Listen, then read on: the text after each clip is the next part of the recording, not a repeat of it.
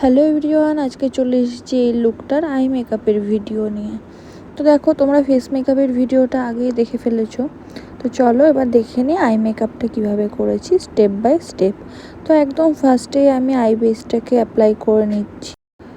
তো দুটো চোখেই সমানভাবে আই বেসটাকে অ্যাপ্লাই করে নিতে হবে, আর অ্যাপ্লাই করার পরে ভালোভাবে ব্লেন্ডিং করে নিতে হবে।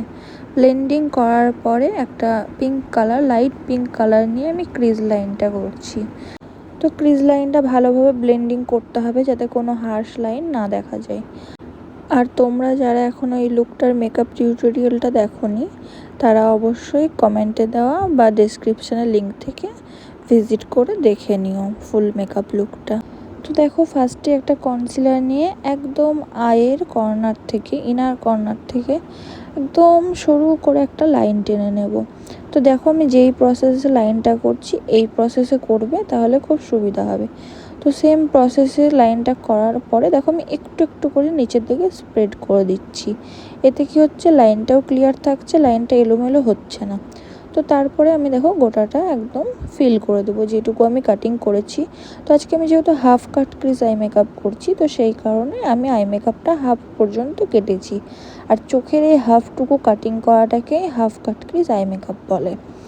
তো নেক্সট যদি তোমরা অন্য কোনো আই মেকআপের ভিডিও দেখতে চাও তাহলে অবশ্যই কমেন্ট করো, আমি সেটাও বানিয়ে পোস্ট করে দেবো।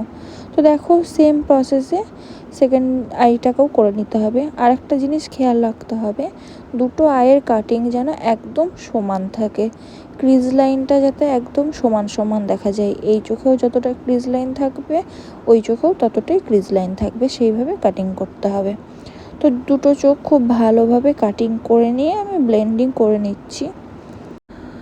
তো ভালোভাবে কনসিলারটাকে ব্লেন্ডিং করে নেওয়ার পরে একটা ডার্ক পিঙ্ক কালার আউটার কর্নারে অ্যাপ্লাই করে নিয়েছিলাম, আর ঠিক তারপরে একটা লাইট পিঙ্ক কালার অ্যাপ্লাই করেছিলাম। আর একদম ইনার কর্নারটাতে একটা লাইট বেবি পিঙ্কের ওপরে আমি শিমারি কালার অ্যাপ্লাই করছি। তো দেখো, শিমারি কালারটা কিন্তু খুব হালকা হাতে সরুভাবে অ্যাপ্লাই করতে হবে যাতে ক্রিজ লাইনে না লেগে যায়। তো দেখো আমি কিভাবে ইউজ করছি, ঠিক কাটিংয়ের উপর পোর্শনটাতে আমি একটা লাইট বেবি পিঙ্ক কালারের শিমার কালার ইউজ করেছি।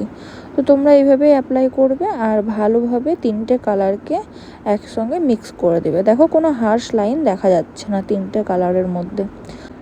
একদম ছোটোর ওপরে উইং লাইনার ক্রিয়েট করেছি। তো উইং লাইনার তোমরা সবাই জানো যে অনেকটা বড় হয়, কিন্তু এমনটা নয় যে সব উইং লাইনারই বড় হবে, ছোটোর ওপরে উইং লাইনার করা যায়। তো আমি একদম ছোট্টর ওপরে একটা উইং লাইনার ক্রিয়েট করেছি। আর এই যে দেখো, এখন আই মেকআপটা কিন্তু পুরোপুরি কমপ্লিট ওপরের দিকটা, কিন্তু দেখো এখনও নিচে কিন্তু আই মেকআপটা অনেকটা ফাঁকা ফাঁকা লাগছে। তো সেই কারণে আমি একটা ব্ল্যাক আই শ্যাডো দিয়ে নিচটা স্মাচ করে নিয়েছি। আর এই যে এখন কমপ্লিট হয়ে গেছে, আর এটাই ছিল আমার আজকের আই মেকআপের ফাইনাল লুক। তো তোমরা অবশ্যই জানিও কেমন লাগলো, আর ফুল ফেস মেকআপটাও অবশ্যই দেখে এসো।